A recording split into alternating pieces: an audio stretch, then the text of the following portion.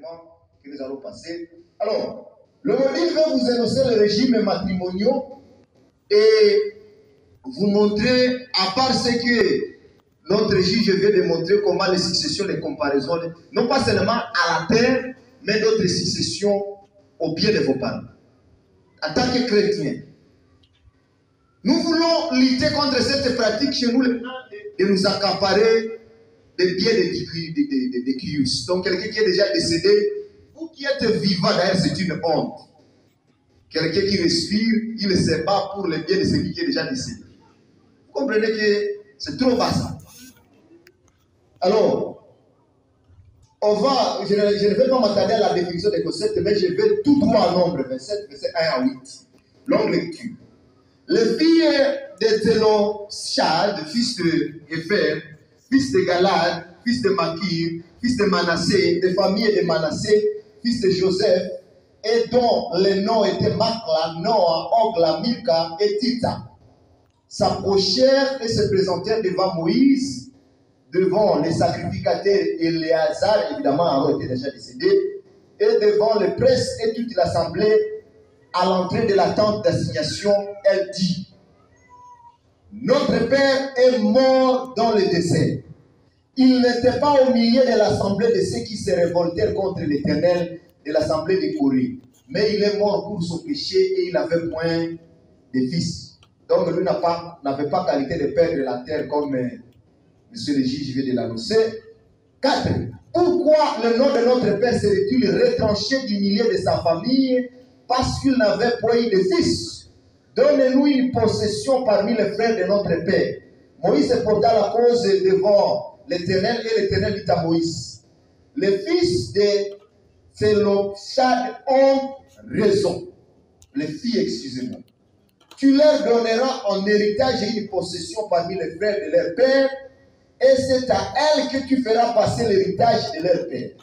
Tu parleras aux enfants d'Israël et tu diras: lorsqu'un homme mourant sans laisser de fils, vous ferez passer son héritage à sa fille, parole de l'Éternel. D'accord? Je suis content parce que la loi coutumière reconnaît aussi les varas. Très bien. La loi de Moïse prescrit: si quelqu'un décède et qu'il a laissé des filles, vous allez passer ses biens à ses filles. Respectons-nous. Ça, c'est déjà l'évangile. Nombre 36, verset 2 jusqu'à 3. Trop longtemps. Lorsqu'ils sont entrés dans la terre, il dit: l'Éternel a ordonné à mon Seigneur de donner le pays en héritage par le sort aux enfants d'Israël. Mon Seigneur a aussi reçu de l'Éternel l'ordre de donner l'héritage de Zélophhad, notre frère, à ses filles. D'accord? Si elle se marie l'un de ses fils d'une autre tribu des enfants d'Israël, leur héritage sera retranché de l'héritage de nos pères et ajouté à celui de la tribu à laquelle elles appartiendront. Alléluia. Lorsque vous prenez quelqu'un, la Bible prescrit, vous venez de prendre cette demoiselle et son héritage.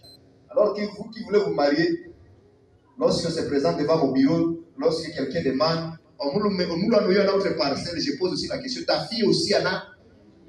Parce que ce ne sont pas les hommes qui doivent avoir des parcelles, les filles aussi. Ce n'est pas normal que vous êtes des patrons et que vous manquiez des parcelles. Ça, c'est dommage. Ça. Parce que votre père est un adventiste et ressuscité. Comprenez? Comment se fait-il la femme de tel? Vous connaissez les noms. Et qu'on dise que la femme de tel, mariée à tel, continue à louer. Ça, c'est saboter l'évangile. D'accord? Lorsque j'acquiers mes parcelles, j'achète et pour les filles et pour les garçons. Une fois marié, ce garçon a de la chance de marier quelqu'un avec une parcelle et vous partez avec la parcelle. C'est ça l'évangile. La prédication relationnelle. Ok. Alors, la loi congolaise de l'article 34 de la Constitution de la RDC du 28 février 2006, il y a reconnaissance à tout individu le droit d'avoir des biens sur base de la loi ou de la coutume. On vient de montrer la coutume, n'est-ce pas? Tout Congolais a le droit de se marier à la personne de son choix.